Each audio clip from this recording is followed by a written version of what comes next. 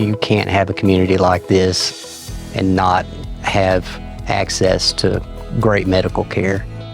We've gotten a lot of retirees in the last few years, which that's all because of the hospital. You know, they wouldn't be moving here as retirees without that hospital here.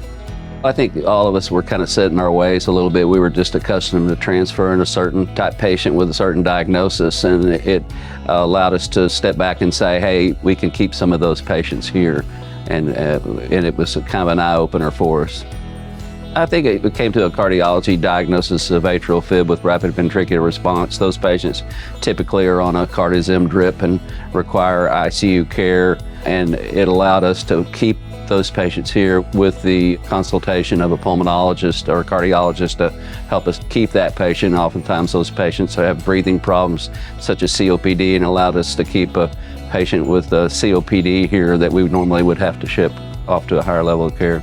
I came in to round, and when I walked through the door, one of the nurses grabbed me and said, hey, we've got a patient that's looking kind of bad. So I went into the room and did evaluation and got some arterial blood gases and made the decision this patient is in failure, we need to intubate. So I intubated the patient. And I could not get the oxygen saturations where I thought they needed to be. So I turned around and looked at nurse practitioners with me and said, call Access, get them on the line and get them in the room.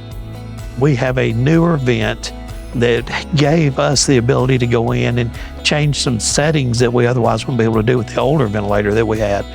And he was very familiar with that and said, hey, let's try this. And within 5 or 10 minutes, we had the patient's oxygen saturations up into the upper 90s. And I turned and looked at him and said, well, you saved us there. We appreciate it.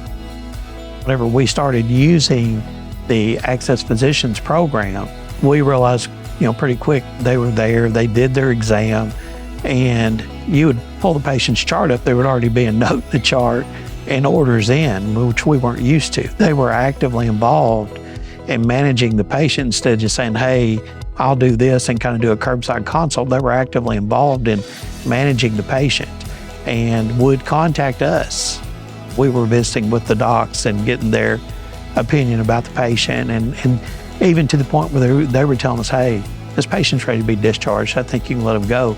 We had not had anybody follow from start to finish with the care of a patient before, outside of the ones who are actually physically here in the hospital, and for them to actually be able to do a physical exam, review the labs, review the radiology, and make clinical decisions without actually being physically in the room was new to us, but it was something we adapted to very quickly and we learned to really like.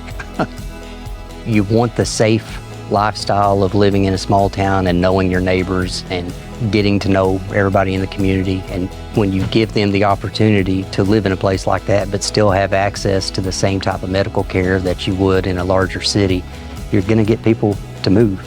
It's really made a big difference.